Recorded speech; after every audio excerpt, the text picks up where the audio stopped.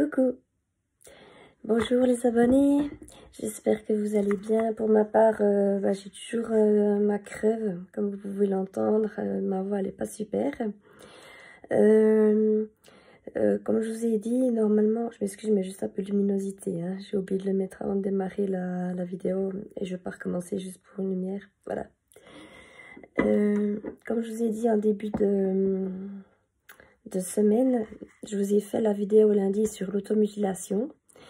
Mais malheureusement, comme j'ai publié des images qui n'étaient pas forcément trash, mais bon, sur YouTube, je savais pas que c'était que ça trahissait le règlement.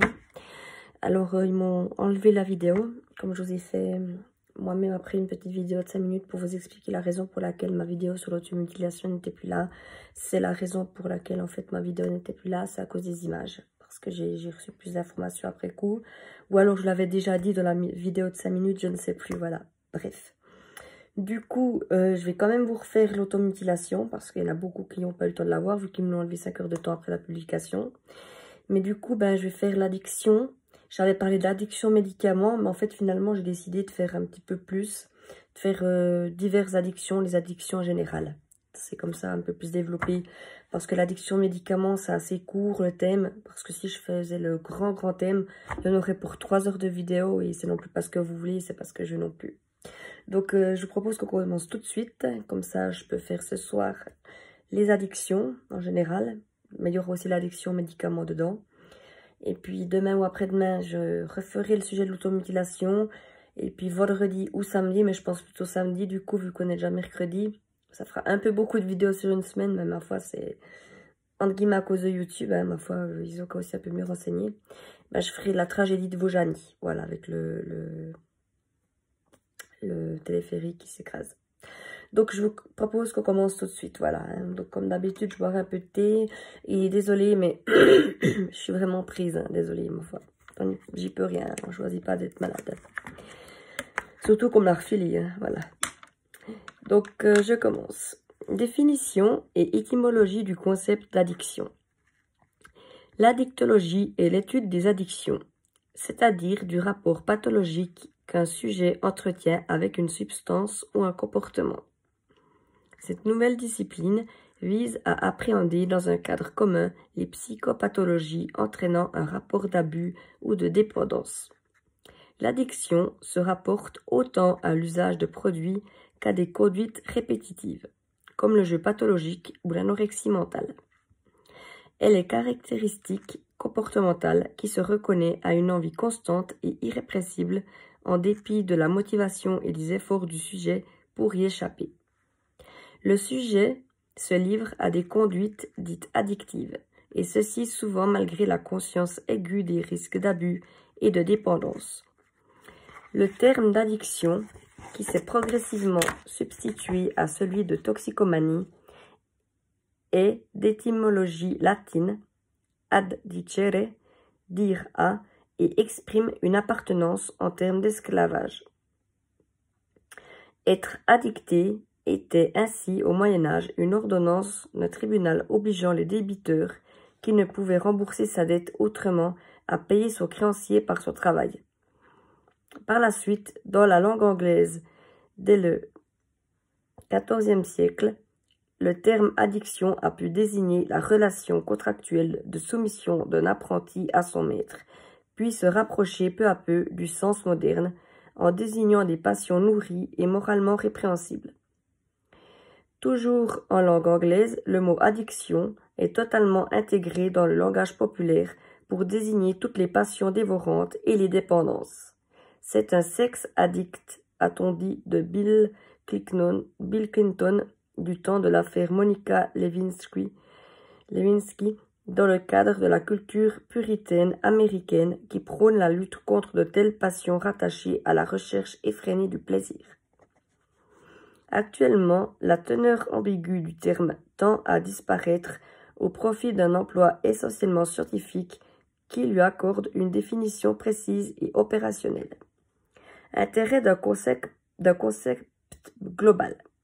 Le terme d'addiction présente l'avantage de proposer un déplacement du toxique, c'est-à-dire du produit consommé, vers le comportement lui-même, qu'il s'agisse d'un comportement de consommation de substances psychoactives, produits agissant sur le psychisme en modifiant l'activité mentale, les sensations ou le comportement, ou d'une addiction comportementale. Les addictions à une substance psychoactive concernent les substances licites, tabac, alcool, médicaments psychotropes, ainsi que les substances illicites, cannabis, opiacés, cocaïne, amphétamine, etc. Les addictions comportementales désignent quant à elles certains troubles du comportement alimentaire, ou le jeu pathologique, les achats compulsifs, l'utilisation problématique d'Internet ou des jeux vidéo, le surentraînement sportif, les addictions sexuelles ou au travail, etc. Si le regroupement de conduites répétitives aussi différentes peut sembler arbitraire à première vue, le concept d'addictologie s'appuie sur les caractéristiques communes de ces troubles. Nous constatons en effet que le processus addictif observe un déroulement assez standardisé, que ce soit au niveau de la séquence comportementale de l'agir addictif, angoisse de vide, état de manque, avoir besoin impérieux, mise en place d'un stratagème, incapacité à arrêter le comportement, passage à l'acte, anxiolyse temporaire, suivi d'un malaise de récupération prenant la forme d'une dépressivité plus ou moins structurée, ou au niveau de son inscription dans l'histoire de la personne, consommation satisfaisante et contrôlée dans un premier temps, centrée sur la recherche de sensations appelées classiquement lune de miel, puis érosion progressive des effets positifs recherchés malgré la place croissante prise par la conduite addictive jusqu'à la perte complète du contrôle, l'usage du produit se poursuivant sous l'influence des exigences adaptives liées à l'anxiété et au sevrage, avec apparition de conséquences dommageables pour le sujet. Je vais juste chercher mes mouchoirs, je les ai oubliés, excusez-moi, j'arrive.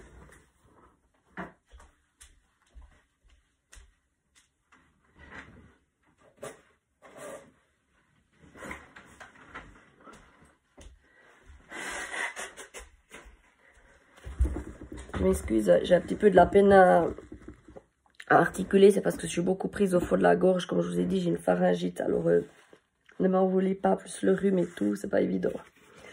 Allez, je voulais quand même faire le sujet, ça change un peu les idées. Donc je continue. On retrouve également des comorbidités, le fait d'être atteint simultanément de plusieurs troubles psychiatriques importantes, qui traduisent l'existence d'un potentiel addictif élevé chez certains sujets, troubles de l'humeur, troubles anxieux, troubles de la personnalité, ainsi que des comorbidités addictives avec un phénomène de balancement entre addiction. Une addiction peut se conjuguer à une autre ou se substituer à elle. D'autre part, des bases neurobiologiques et génétiques communes ont été mises en évidence. Enfin, il convient de prendre en compte les facteurs sociologiques intervenant dans les phénomènes d'addiction, et ce, autant du côté des causes, imitation, identification, convivialité, que des conséquences, isolement, dépression, délinquance. Usage, abus, dépendance, quelles limites? Le terme d'addiction recouvre un continuum de comportements de consommation, du plus anodin au plus pathologique, du simple usage à la dépendance, en passant par l'usage à risque et l'abus, ou usage nocif. La consommation de drogues spécifiques à la toxicomanie, existence d'une dépendance biologique, psychologique et sociale, désir puissant, compulsif d'utiliser une substance psychoactive, difficulté à en contrôler les prises, comportement de recherche de ces substances avec un envahissement progressif de la vie courante, doit être différencié de l'usage occasionnel et de l'abus aux conséquences moindres. La plupart des spécialistes s'accordent pour souligner le fait que l'usage des drogues n'est pas forcément une toxicomanie, ce qui est vrai. Pour prendre l'exemple de la consommation d'alcool, l'usage simple est celui qui ne pose aucun problème pour le sujet et les autres, qu'il s'agisse de son entourage proche ou de la société, et se déroule dans un cadre hédonique ou social. L'usage à risque l'est par les circonstances particulières de la consommation. Il s'agit par exemple d'une femme conservant sa consommation habituelle, même limitée, d'alcool tout le long de sa grossesse, malgré le risque d'embryo-fœtopathie. L'abus signifie que la consommation d'alcool est utilisée de façon inadaptée, entraînant une altération du fonctionnement ou une souffrance cliniquement significative, comme en témoigne l'apparition de conséquences négatives pour le sujet. Ce trouble reste réversible sous l'effet de la volonté du sujet. Quant à la dépendance, elle vient marquer la perte de la liberté de s'abstenir de consommer. Longtemps, le concept de dépendance a été assimilé à celui de dépendance physique en référence à la pharmacodépendance, ensemble de mécanismes physiologiques de neuroadaptation. Ces neuroadaptations impliquent l'apparition progressive d'une tolérance nécessité d'augmenter les quantités consommées pour obtenir le même effet ou diminution de l'effet en cas de consommation stable, et d'un syndrome de sevrage, signe clinique spécifique signant le manque. Depuis la seconde moitié du XXe siècle, le concept s'est enrichi d'un versant somatopsychique, le craving, défini par une envie impérieuse de consommer pour retrouver les sensations de satisfaction et d'éviter une sensation de malaise psychique, voire physique. L'idée que l'on puisse disjoindre dépendance physique et psychique est totalement artificielle et a sans doute conduit à des représentations inexactes de la dépendance. La pierre angulaire de la dépendance est bien la perte de contrôle de comportement et la notion de compulsion et de craving. À partir de ses travaux sur les addictions sexuelles, Goodman a développé une liste de critères diagnostiques de troubles addictifs en 1990, dont la présentation se calque sur celle proposée par l'American Psychiatric Association dans ses manuels régulièrement révisés de classification des troubles mentaux. Les facteurs de risque de la pathologie addictive. Plus encore que le choix de l'objectif addictif, c'est la répétition du comportement du sujet vis-à-vis de l'objet qui importe. Si l'objet de la dépendance change, les similarités cliniques et psychopathologiques valident l'appartenance au large champ des addictions. De plus, toutes les conduites addictives partagent les mêmes facteurs de vulnérabilité. L'émergence d'une conduite addictive se situe à l'interaction de trois facteurs: l'individu, son environnement socio-culturel et l'objet de la dépendance, comportement ou substance psychoactive. C'est la célèbre formule d'Olivenstein, selon laquelle la toxicomanie est la rencontre d'un produit, d'une personnalité et d'une circonstance ou d'un moment culturel. Il exprimait, par cette phrase devenue célèbre, l'existence d'effets de sommation et de résonance de facteurs et fragilités multiples, individuelles et collectives, en proportions chaque fois différentes et singulières. L'existence de points communs entre les différentes dépendances fait que les sujets peuvent passer d'un objet d'addiction à un autre au cours de leur vie, avec parfois une sorte d'autosubstitution d'un produit par un autre. Ainsi, le jeu pathologique s'inscrit parfois dans un parcours de dépendance aux substances. Les dépendances peuvent se succéder ou coexister. Selon Lessieux et Blum, en 1993, parmi les sujets en traitement pour une dépendance à l'alcool et ou aux drogues, il existait 9 à 14% de joueurs pathologiques, soit 10 fois plus que dans la population générale. À l'inverse, des études réalisées sur les consommations de substances dans des populations de joueurs pathologiques en demande de traitement retrouvaient environ 50% d'abus ou de dépendance à l'alcool ou aux drogues. On peut donc imaginer la rencontre d'un sujet vulnérable vis-à-vis des addictions avec un objet potentiel de dépendance, quel que soit cet objet. Ainsi, un sujet ayant une dépendance ancienne à l'alcool peut par exemple développer ultérieurement une dépendance aux jeux de hasard et d'argent, ou un ancien dépendant aux opiacés évoluer vers une dépendance à l'alcool, d'autant plus que l'alcool est très accessible, disponible, légal et socialement plus accepté. Les interactions peuvent se résumer par ce schéma. Alors, il y a les facteurs individuels. Donc, dans les facteurs individuels, il y a la génétique, neurobiologique, psychologique, psychiatrique, événements de vie. Facteurs environnementaux, il y a familiaux, antécédents, fonctionnement, éducation, sociaux, événements, influence des pairs, groupe social. Ensuite, facteurs liés à la substance, il y a potentiel de dépendance, conséquences médicales, psychologiques, sociales, statut social de substance. Donc, je vous montre ce schéma, comme ça vous comprendrez mieux. C'est en fait un cercle un peu vicieux. Hein. Ceci engendre ceci, ceci engendre ceci. Je vous laisse regarder.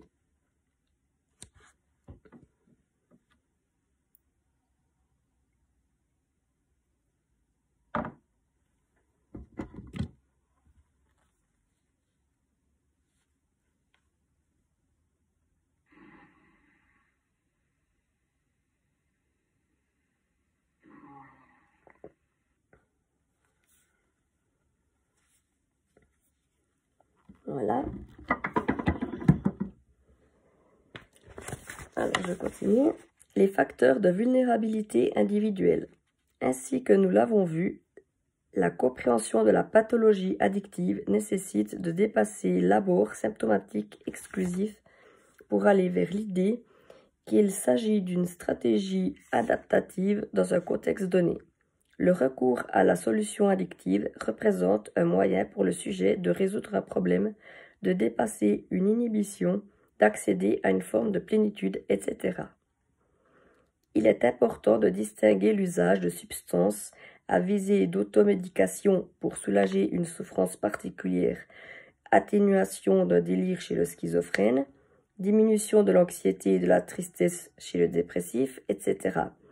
De la consommation de substances s'inscrivant dans une recherche de sens, attrait pour le plaisir interdit, fascination pour le danger potentiel, qu'il soit judiciaire ou médical, curiosité, facteur initiatique, rejet et rupture avec les valeurs traditionnelles, esprit de convocation, recherche d'une haute réalité par refus d'acceptation d'un monde jugé trop conventionnel, recherche de sensations, mais aussi recherche d'un groupe d'appartenance, d'une néofamille, pression d'un groupe de pairs, donc PAIRS, volonté de créer de nouveaux liens, obéissance à des codes, etc.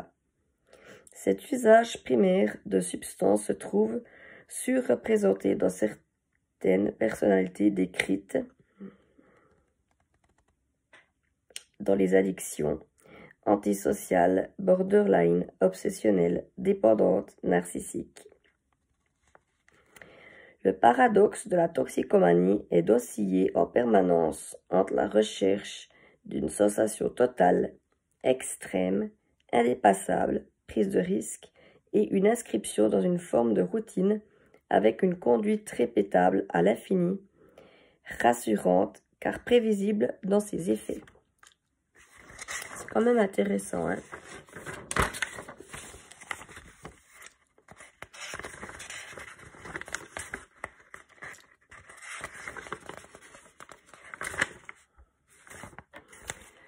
L'héroïnomane, identifié dans les représentations populaires comme l'incarnation parfaite du marginal transgressif, adopte finalement un comportement totalement ritualisé où toute la vie est rythmée par l'approvisionnement, le conditionnement, les prises, Le joueur addicté aux jeux vidéo, qui donne l'impression de fuir tout engagement ou prise de risque, est en réalité dans une quête grandiose de reconnaissance, cherchant à expérimenter des sensations fortes dans son monde virtuel.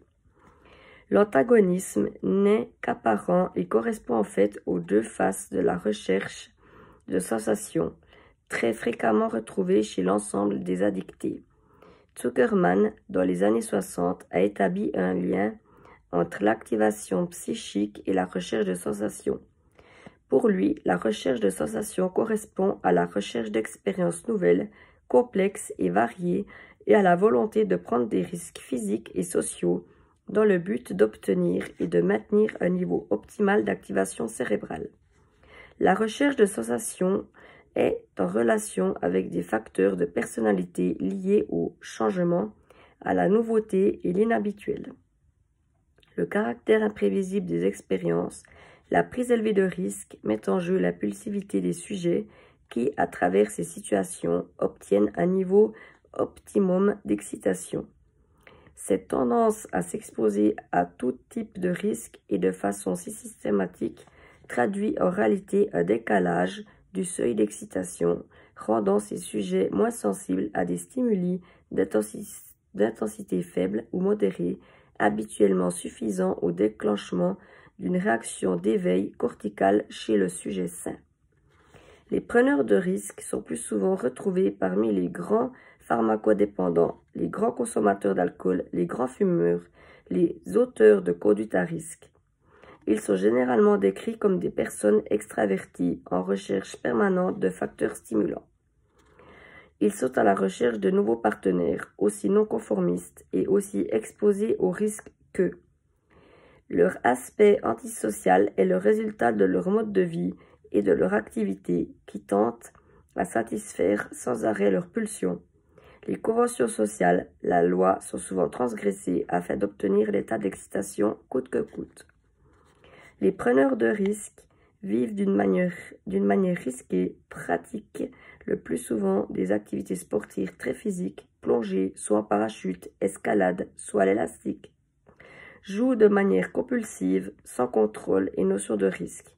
La prise de drogue apparaît comme une tentative à ressentir de nouvelles sensations, de passer à côté de la mort, l'ordalie, de se frotter au divin et à l'au-delà.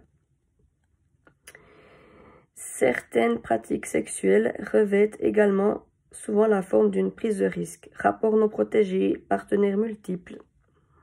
À côté de cette dimension de recherche de sensations et de stimulation, une autre fonction de la conduite addictive est la recherche de l'anesthésie, tant sensorielle, émotionnelle que cognitive et de l'oubli. Suivant le type d'addiction ou de personnalité, ce sera plutôt tel axe qui sera prévalent, mais les deux fonctions peuvent coexister chez un même sujet et pour une même conduite. Les facteurs de vulnérabilité environnementaux. Les cliniciens savent bien combien le milieu familial va profondément influencer les consommations futures en leur conférant un statut de convivialité, d'intégration, de maturité. C'est notamment vrai pour l'alcool avec des épidémies familiales. Plus tard, les groupes de pairs vont adopter des codes spécifiques parmi lesquels des modes de consommation particuliers, changement d'objets addictifs ou de façon de consommer nécessaires à la formation du groupe. Des études récentes ont montré que le choix addictif se faisait nécessairement après que 3 événements se soient déroulés en cascade. Une exposition dépendante de la quantité de produits circulants, une rencontre avec le produit, place centrale de l'image, de la culture et des valeurs véhiculées à travers lui. Un engagement dans un processus addictif qui peut témoigner de la vulnérabilité particulière de la personne. La disponibilité et l'accessibilité du produit vont dépendre du positionnement légal de la société et des moyens mis en œuvre pour lutter contre les réseaux d'approvisionnement. Ce domaine ne concerne pas la sphère médico-sociale. En revanche, l'éducation et les informations préventives vont façonner l'image du produit en lui conférant une image parfois scandaleuse. Un message de prévention générale s'appuyant sur la prise de risque et réaffirmant l'interdit, s'avère souvent être incitatif chez un jeune en recherche de sensations. De plus, il peut éloigner la minorité qui est en difficulté réelle avec les produits du recours à l'aide. Un certain nombre de spécialistes de la prévention préconisent de privilégier l'information ciblée et le maintien de liens à tout prix avec les personnes souffrant de toxicomanie, et ce pour permettre des interventions plus précoces et préserver la santé des patients, diminution des risques. On notera aussi que le phénomène toxicomaniaque concerne toutes les sociétés depuis l'aube de l'humanité et que les bouleversements historiques et sociaux s'accompagnent généralement de modifications et jamais d'interruption des usages de psychotropes. Ce n'est donc pas un domaine totalement maîtrisable. Il nécessite de faire avec. Une attitude sécuritaire rigide se traduit sur le terrain par un échappement du soin pour certains patients, parfois au prix de leur vie. Pour rappel, la distribution de kits d'injection stériles a permis une notable diminution des contaminations par le VIH et les virus des hépatites. Les rapports entre un individu et son environnement social sont éminemment complexes et doivent nous inciter à éviter les ingérences brutales qui méconnaissent le sens de l'agir addictif dans sa dimension personnelle intime comme dans sa dimension relationnelle. Les facteurs liés à la substance. Les substances psychoactives modifient toutes les manières de se percevoir et de percevoir le monde. Elles possèdent toutes en commun des actions sur le système régulateur des émotions et du plaisir en agissant sur le circuit de la récompense. Le circuit de la récompense est un circuit neuroanatomique complexe impliquant différentes structures corticales et sous-corticales mises en jeu dans la satisfaction de besoins vitaux, alimentation, reproduction, par la libération de dopamine dans certaines zones du cerveau. Lorsque la conduite de dépendance est installée, elle est identique dans ses mécanismes biologiques et dans son expression comportementale, quelles que soient les substances qui l'ont induite. Les personnes dépendantes le savent bien, car lorsque leur produit de prédilection vient à manquer, elles ont recours à une stratégie de substitution par d'autres substances. Cette pratique plaide pour une approche prenant en compte l'ensemble des substances psychoactives. Les substances psychoactives les plus courantes peuvent être réparties en psycholeptiques, égale action de sédation, alcool, solvant, volatile, héroïne, morphine, psychoanaleptique égale action de stimulation, nicotine, cocaïne, amphétamine, ecstasy, et psychodysleptique égale perturbation de l'activité psychique, hallucinogène, PCP, LSD, datura, cannabis. Les différentes substances psychoactives exercent leur effet dans le cerveau selon des voies d'action en partie différentes. Elles s'associent à des différents types de récepteurs, pouvant ainsi augmenter ou diminuer l'activité des neurones. L'ensemble des substances psychoactives modifie en profondeur les équilibres entre les différentes voies de neurotransmission via un effet de couplage récemment démontré, ce qui perturbe le circuit de la récompense et secondairement l'ensemble des processus motivationnels. Le déséquilibre neurochimique, quand il se prolonge, va aboutir à la récréation de nouvelles voies neuronales avec un shunt cortical, c'est-à-dire que le processus de pensée complexe sont shuntés ou shuntés, S-H-U-N-T-E-S, au détriment de voies plus archaïques de satisfaction pulsionnelle immédiate. L'empreinte biologique laissée par la répétition de l'intoxication engendre ainsi l'apparition progressive de la dépendance, qui est un phénomène, répétons-le, à l'interface du soma et de la psyché. À ce titre, le processus addictif doit être considéré comme une maladie chronique avec pour corollaire des applications fortes sur le plan thérapeutique. De pensées complexes sont shootées au détriment des voix. Moi, je pense que S-A-S-H-U-N-T, je vais juste peut-être vous dire ce que ça veut dire. Vous serez quitte de chercher. Du fait que pour une fois, j'ai mon autre téléphone portable à côté. J'espère que ça y est, la traduction de ce mot, mais j'ai pas fait gaffe quand j'ai préparé le...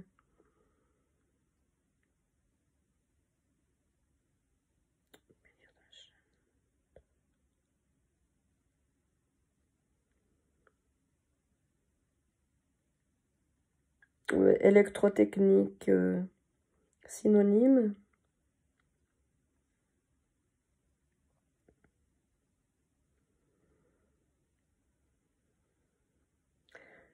Oui, c'est court-circuité, quoi. Court-circuité.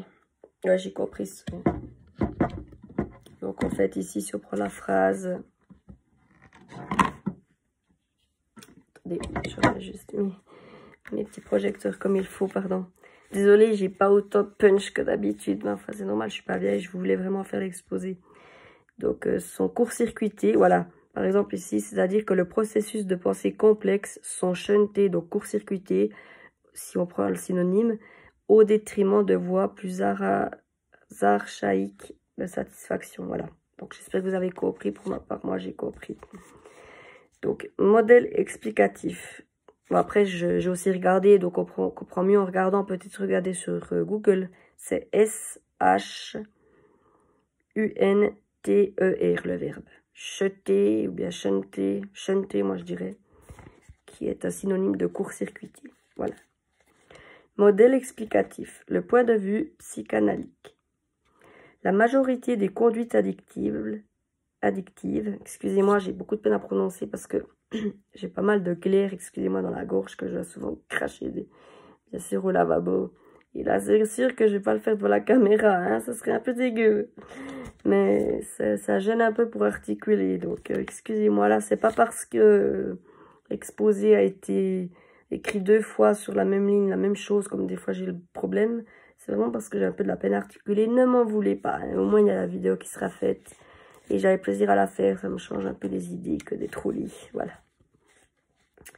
Alors, la majorité des conduites addictives semblent, au vu des études épidémiologiques, s'ébaucher dans une période sensible située entre 14 et 18 ans, y compris pour celles qui n'acquièrent leur dimension pathologique que beaucoup plus tard. Le processus d'adolescence vient ainsi révéler, par l'émergence de la pathologie addictive, l'existence de fragilités narcissiques préexistantes. Facteurs de vulnérabilité. Les assises narcissiques, capital de sécurité et de confiance, se constituent très tôt dans le cadre des interactions les plus précoces, et en particulier avec la mère. Quand les interactions sont dysfonctionnelles et n'apportent pas un ancrage affectif sécure et stable, les sujets ne vont pas pouvoir se constituer un socle narcissique solide. Les relations avec l'autre seront toujours empreintes d'une recherche de complétude et les vicissitudes des rapports humains seront vécues sur un mode d'abandon, relation dite anaclétique. On retrouve d'ailleurs chez nombre de toxicomanes une succession d'épisodes de placement, rejet, reprise qui conduisent à des perturbations sévères de ce que Winnicott qualifiait de sentiment continu d'exister.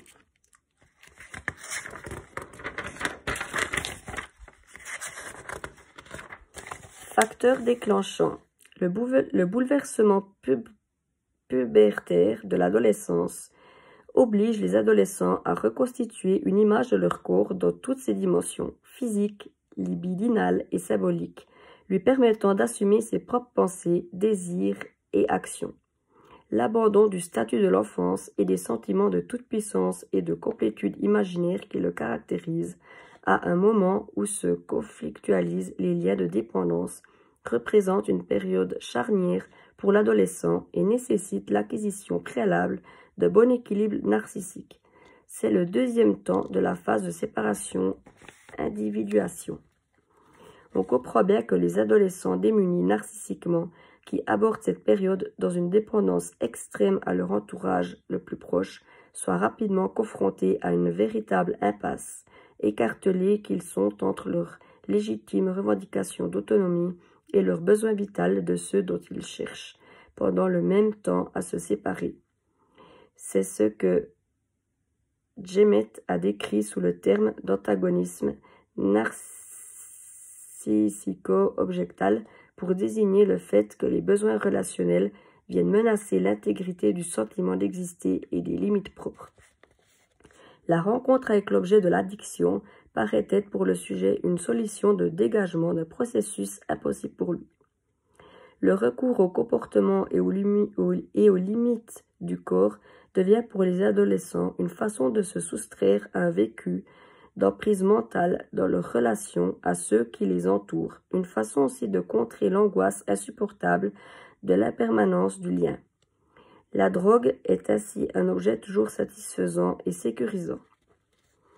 C'est dans cette mesure que la solution addictive peut être restituée comme une tentative paradoxale de survie psychique, un compromis acrobatique entre revendication d'autonomie et nécessité de l'esclavage, de la dépendance au prix d'un déni du vécu de celle-ci. On peut parler d'autotraitement de substitution, d'une dépendance inélaborable à l'entourage proche. Facteurs d'entretien. Comme nous l'avons vu, les conduites addictives ont pour particularité leur forte propension à s'auto-entretenir et s'auto-renforcer. Celles-ci, à côté de facteurs biologiques et physiopathologiques qui traduisent l'empreinte que laisse la répétition comportementale, peut également être imputée à un certain nombre de facteurs psychologiques. Je crois juste un coup, je m'excuse. On arrive bientôt à terme de l'exposé de toute façon.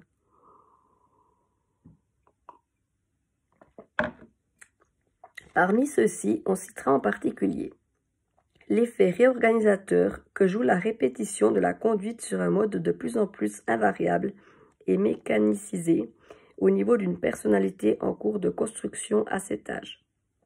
La spirale de la mise en acte comme modalité de plus en plus univoque de décharge de la tension interne en est l'illustration la plus évidente. L'appauvrissement progressif de la vie imaginaire et fantasmatique s'y associe, dont on mesure les effets d'auto-entretien réciproque. Le fait que l'addiction puisse servir de prothèse identitaire, d'identité d'emprunt sur le mode du « je suis toxicomane » ou « je suis anorexique » pour des jeunes justement en quête identitaire majeure est un autre facteur d'entretien souvent constaté en clinique. Il faut aussi faire une place aux effets psychiques ou somatopsychiques propres de la répétition de la conduite dans sa dimension de régulation narcissique. Conclusion. L'addictologie, qui s'est imposée en tant que discipline à part entière, a répondu à une perspective d'unification de l'ensemble des comportements d'abus et de dépendance ayant des conséquences dommageables pour les sujets, qu'il s'agisse pour les plus jeunes, d'un blocage des processus de construction psychique ou pour les autres d'une impossibilité d'évolution personnelle. Ainsi, l'objet de l'addictologie n'est donc pas seulement une compilation de problèmes envisagés de façon morcelée, mais bien une approche globale s'intéressant spécifiquement au lien entre un sujet et une source pulsionnelle de nature toxicomaniaque ou comportementale pure.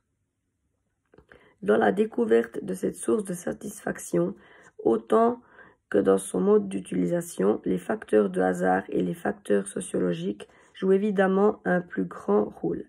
Par contre, l'investissement par lequel elle perd sa contingence d'avec son milieu d'origine semble exprimer un besoin de prolonger physiquement un lien perdu, insécure ou en tout cas insatisfaisant.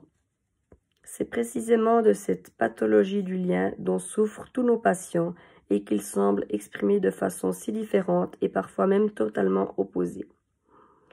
Mais ces oppositions si franches, si systématiques, ne seraient-elles pas simplement des modes de résolution différents d'un même problème? À travers l'hypercontrôle, observé par exemple dans l'anorexie mentale ou la transgression, notamment chez les usagers d'opiacés, n'est-ce pas son rapport à la loi et à travers elle à une instance personnelle à la limite qu'on interroge? Les binge drinkers ou les joueurs intensifs ne recherchent-ils pas une forme de dissociation induite permettant d'élargir leurs possibilités d'ouverture, leur possibilité, d'ouvrir leur champ des possibles? L'identification de structures biologiques intervenant dans le phénomène d'addiction n'a fait que confirmer les observations cliniques déjà anciennes. Elle fournit en outre des pistes de recherche intéressantes et permet de mieux saisir certains concepts comme la dépendance, manifestation somatopsychique et non manque physique pur. L'approche de l'addiction ne peut se réduire à un seul paradigme, qu'il soit scientifique, social, moral ou psychologique. Il mérite d'être analysé et réinterprété en permanence pour intégrer les nouveaux savoirs médicaux, les évolutions éthiques, les transformations sociales, etc. C'est ce qui permettra d'optimiser la prise en charge des patients souffrant d'addiction. Et c'est vrai, n'empêche, ce qu'ils disent dans la conclusion, je partage leur opinion. Voilà, je prends juste exemple sur moi qui était pas addict, mais dépendante aux médicaments puissants quand j'avais comme ça, à cause de mes névralgies d'Arnold. Et maintenant, j'ai réussi, à me raisonner, à prendre un traitement sans aller au-delà de ce que j'ose prendre. Mais quand ils disent la conclusion, c'est totalement vrai.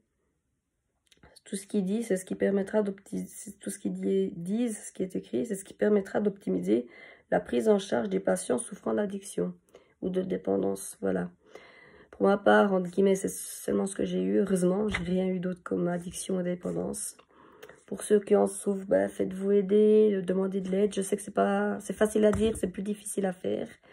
En tout cas, le sujet, le thème était très intéressant. De l'avoir relu, ça m'a permis aussi d'en apprendre encore plus. Parce qu'avant, je l'ai lu en vitesse. Je me suis un petit peu dépêchée à cause de ma grippe et aussi à cause que je dois refaire le sujet de l'automutilation.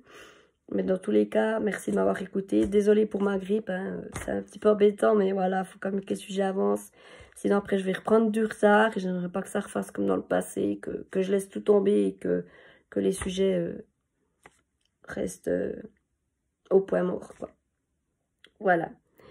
Et pour ceux qui ne sont pas addicts, continuez comme ça, c'est très bien. Pour ma part, je ne le suis plus, donc je continue comme ça. Il y a des jours que c'est plus difficile, mais moi, c'est plus dans le sens à cause des douleurs. Je n'ai pas besoin de prendre des psychotropes ou des opiacés pour me sentir bien et heureuse. Non, c'est pas du tout ça, mais c'est vrai que quand on a des douleurs et qu'il faut savoir se maîtriser, savoir gérer, de prendre tant de médicaments par jour et tant de dosages, tant de milligrammes, et de s'arrêter là, c'est assez dur au début. Après, ça va, on arrive à gérer. On trouve d'autres méthodes aussi pour soulager la douleur. Ça, c'est sûr. Je fais des automassages, des thérapies, de l'hydrothérapie, ce qui est de la piscine. Je fais aussi de la physiothérapie, kinésithérapie en France. Des petites balades aussi, des petites marches. Piano, surtout avec mon grave accident du septembre. Je ne peux pas non plus faire un immense sport. Puis en plus, c'est l'hiver. Voilà, donc tout bon à vous. J'espère que vous aurez vraiment aimé cette vidéo. N'oubliez pas de vous abonner à ma chaîne. Ça me ferait vraiment très plaisir. Et de liker la vidéo et de laisser un commentaire aussi. Ça me ferait très plaisir. Je me ferai un plaisir de vous répondre.